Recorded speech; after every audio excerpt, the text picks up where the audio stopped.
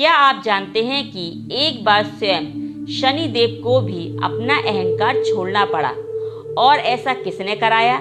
भगवान श्री हनुमान जी ने। आखिर ऐसा क्या हुआ कि शनिदेव ने हनुमान जी से क्षमा मांगी और वचन दिया कि उनके भक्तों को कभी कष्ट नहीं देंगे।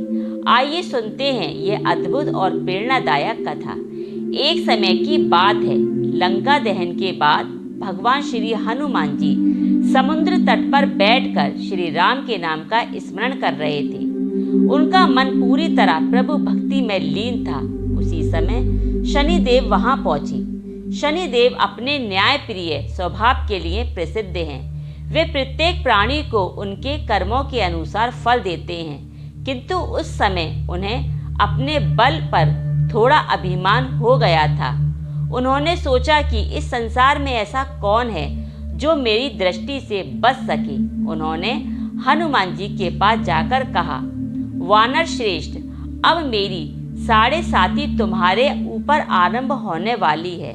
मैं तुम्हारे ऊपर अपनी दृष्टि डालने आया हूँ। हनुमान जी ने अत्यंत विनम्रता से उत्तर दिया, हे शनिदेव, इस समय मैं अपने प्रभु श्री राम के ध्यान में लीन हूँ। कृपया मुझे भक्ति करने दीजिए। लेकिन शनिदेव नहीं माने। उन्होंने कहा, मैं अपने नियमों से पीछे नहीं हट सकता। हनुमान जी ने फिर से शांत स्वर में कहा, जो व्यक्ति प्रभु की भक्ति में लीन हो उसे परेशान करना उचित नहीं। परंतु शनिदेव ने बात नहीं मानी। उन्होंने हनुमान जी को चुनौती दे दी। अब हनुमान जी समझ गए कि शनिदेव बिना समझे नहीं मानेंगे। हनुमान जी ने अपनी विशाल पूंछ को बढ़ाना शुरू कर दिया। देखते ही देखते उनकी पूंछ पर्वत के समान विशाल हो गई। फिर उन्होंने उसी पूंछ में शनिदेव को लपेट लिया। इसके बाद हनुमान जी श्री राम का नाम लेते हुए पर्वतों, जंगलों और चट्टानों पर छलांग लगाने लगे। हर छलांग के साथ शनिदेव का शरीर चट्टानों से टकराने लगा। उन्हें असहनीय पीड़ा होने लगी। कुछ ही समय में शनिदेव घायल हो गए। उनका अभिमान चूर हो गया।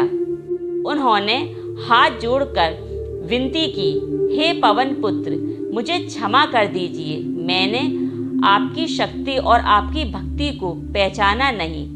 हनुमान जी ने अपनी पूंछ खोल दी और शनिदेव को मुक्त कर दिया।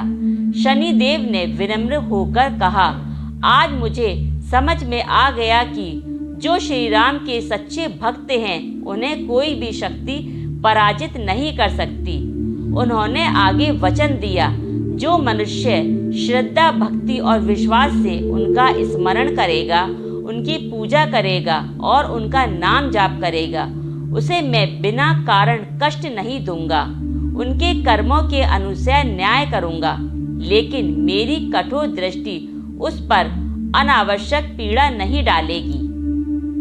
इसी कारण आज भी अनेक श्रद्धालु शनिवार के दिन हनुमान जी की पूजा करते हैं, हनुमान चालीसा का पाठ करते हैं और बजरंग बली का स्मरण करते हैं।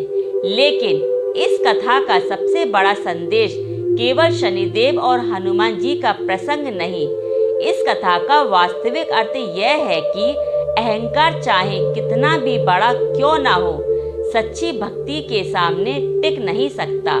हनुमान जी ने कभी अपनी शक्ति का प्रदर्शन नहीं किया। उन्होंने हर कार्य श्री राम की सेवा के लिए किया। यही उनकी सबसे बड़ी महानता है। दूसरी ओर शनिदेव भी बुरे नहीं हैं। वे न्याय के देवता हैं। वे किसी से शत्रुता नहीं रखते। वे केवल कर्मों का फल देते हैं। इसीलिए हमें उनसे डरने की बजाय अपने कर्म अच्छे करने चाहिए। यदि जीवन में कठिनाइयाँ आती हैं तो उन्हें केवल ग्रहों का दोष मानकर निराश नहीं होना चाहिए। हमें अपने कर्म सुधारने चाहिए, भगवान का स्मरण करना चाहिए और धैर्य बनाए रखना चाहिए। हनुमान जी हमें सिखाते हैं कि सच्ची शक्ति शरीर की नहीं बल्कि विश्वास, सेवा, विनम्रता और प्रभु भक्ति की होती है।